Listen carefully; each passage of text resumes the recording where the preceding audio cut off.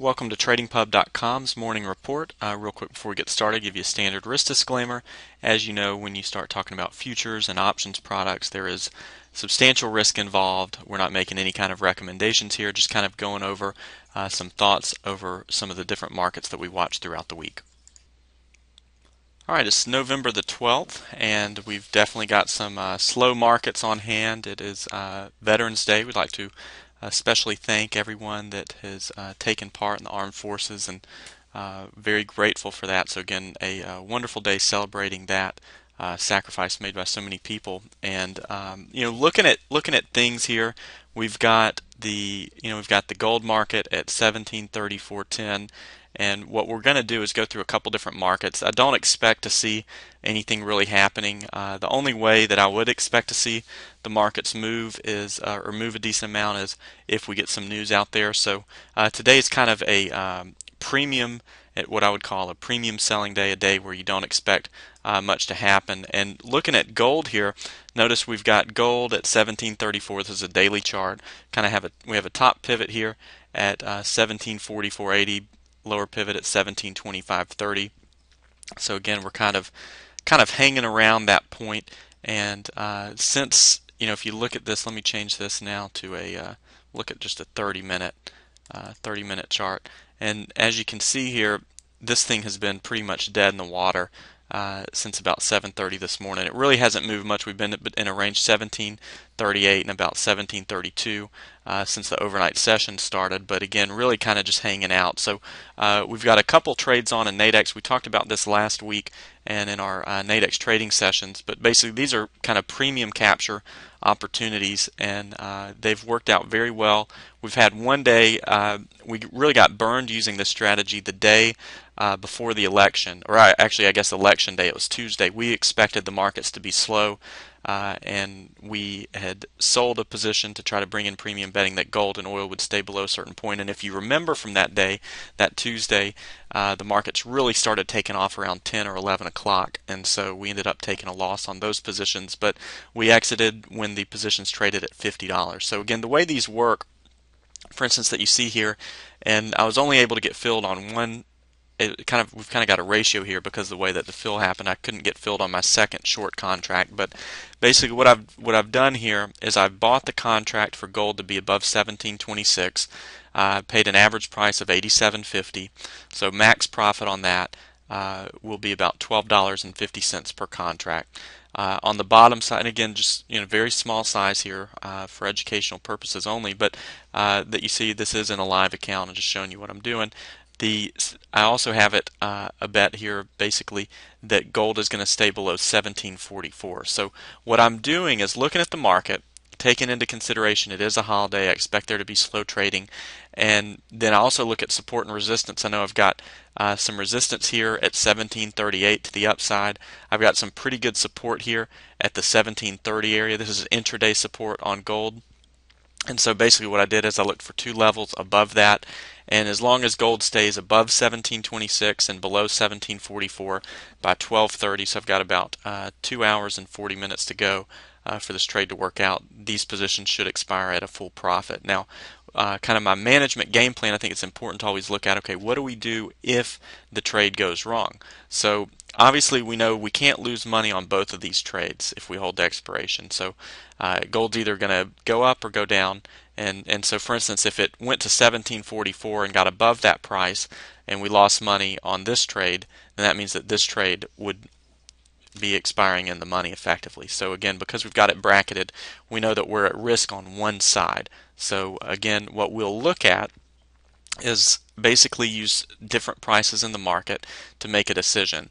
So what I've done basically is said, okay, I'm going to kind of give gold up to about 1740 before making a move. So if gold gets above 1740, then I'm going to have to start watching the position closely, and more than likely what I'll do if it hits 1740, I'll either try to exit the 1744s at a small loss, or maybe even roll up. Maybe I could at that point sell a 1747 and give myself some more breathing room. But basically I'll look to exit that, or worst case, if we trade 1744, I'll get out. And that's the thing with these kind of premium capture strategies that you look at. For instance, let's say I wanted to take a trade now where I got a bet basically a trade that gold's going to be below 1741. All right, so if I try to sell this at 1250, all right, so I'm going to sell this at 1250. I think that gold's going to be below 1741. I'd have a max profit of 1250, max loss of 87.50. Now, the important thing, obviously you look at that and say that's a terrible risk to reward ratio. Well, the thing to consider is I've got to be able to manage this trade. I can't sit there and take an $87 loss. If I do that, then basically I've got to be right about 80% of the time just to break even, and that's not a good setup. Now, what I will do is I'll take risk on this trade up to about $40 to $50 and then exit there. If I look at it that way, then all of a sudden I've got a risk reward of 1 to 3, so my odds change a little bit. And I feel like that if I look at the right market, the key with this strategy is not to be a robot and do it every day, but only do it when you feel the market's right, when the market's going to trade in a range. So again, that's what I'm looking for here. Now you see gold 1734.40. Like I said, and that 1741, that's really not too bad of a trade to look at it and say, okay, I think gold will kind of stay in line the next 2.5 hours on a holiday where there's not much trading going on and light volume. Now, to the downside, if you look at 1726 right now, the 1726, to buy that, you'd have to pay up to 92.50, which really doesn't make it worth your risk. So the next question, is it worth taking the 1729? And you look at that and you say, okay, if I buy the 1729 and I come here and I look at gold, I could still get in this trade. We've got a low here on this bar. So since the day session started, at 8:30, gold's been down to 32.70. So that's a pretty, it's a little bit tighter, but still you're above the pivot, you're above that 1732 area. Might not be too bad of a trade to look at for 2.5 hours. But again, that would only be a trade if you can really watch it and make sure that if this thing starts to come down, you just saw the S&Ps turn negative a bit, that starts to come down, that you could manage it. Now let's look at the S&Ps and kind of see what we're looking at. And again, this is a 30-minute chart that you see, and kind of the same thing. We're just trading around a pivot here at 1375. We had made it up to about 1382. We've been as low as 1372, and my guess is we kind of close things in this range around the 1375 area. If you look at a daily chart, and you see here we're at 1375.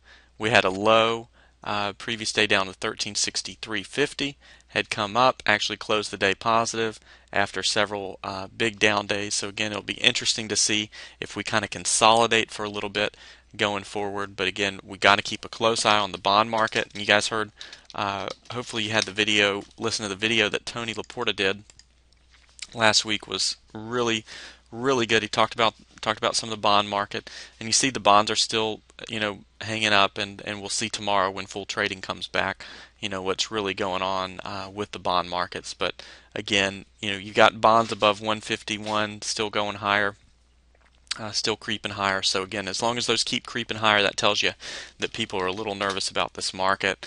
Apple Computer, and Tony called it on the has been calling it. And you see this big decline in Apple Computer. Basically, this stock was the market. It was pulling everything higher. Everything was going great for Apple. And you see this pretty solid downtrend right here. So again, we'll keep an eye on Apple. We'll probably update it tomorrow as well as part of the video. But hope everyone has a wonderful day, and we'll be back for the next video tomorrow morning.